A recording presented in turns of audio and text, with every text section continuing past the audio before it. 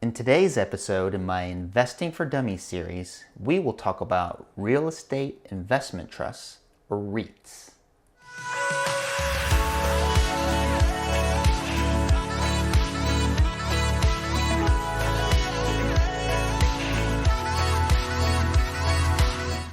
Hello everyone. Welcome to Vigilant MD, Lessons Beyond Residency. I help clueless investors learn the basics that they need to know to get started on their investment journey. As always, it's important to note that I am not a financial advisor, and this is not financial advice, only free education and maybe a little bit of entertainment. You have probably heard from people that it is a good idea to invest in real estate. Well, how can you invest in real estate if you don't have hundreds of thousands of dollars laying around to buy your own property? This is where REITs can help.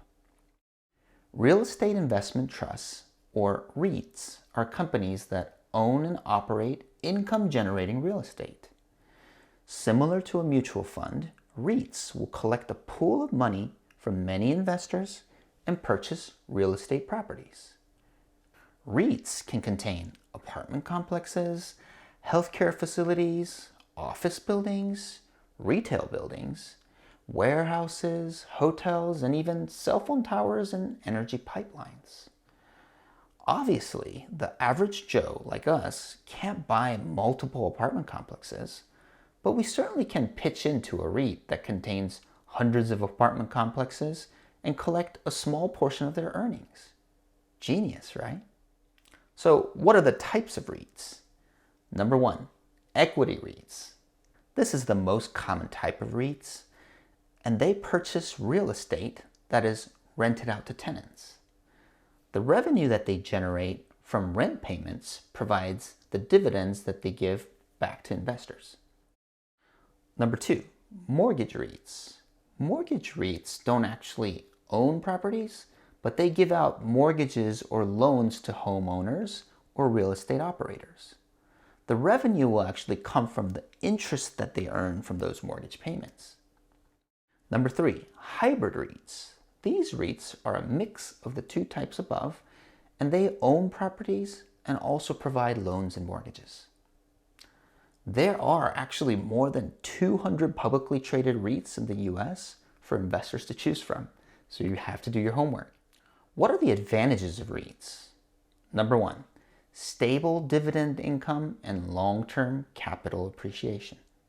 According to NAREIT's website, FTSE NAREIT All Equity REITs have slightly outperformed the S&P 500 and the rate of inflation for the last 20 years.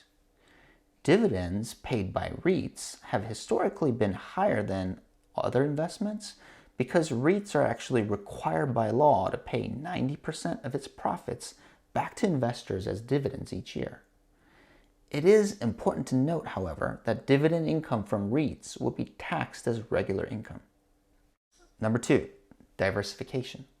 For most investors who are heavily invested in stocks and bonds, REITs can produce some diversification so your risk is spread out. Also, it is a convenient way to get your hands into multiple real estate properties without having large amounts of capital. What are the disadvantages of REITs? Number one, slow capital appreciation. Because REITs actually must pay back 90% of their revenue back to investors as dividends, they only have 10% of their revenue to buy more real estate properties. This makes the value of each share grow slowly during the short term. Number two, higher taxes and fees. The dividends from REITs are taxed as regular income, and many REITs tend to have high management and transaction fees. I hope you learned from this video that REITs are a great way for investors to diversify their portfolio by including real estate while producing reliable dividend-producing income.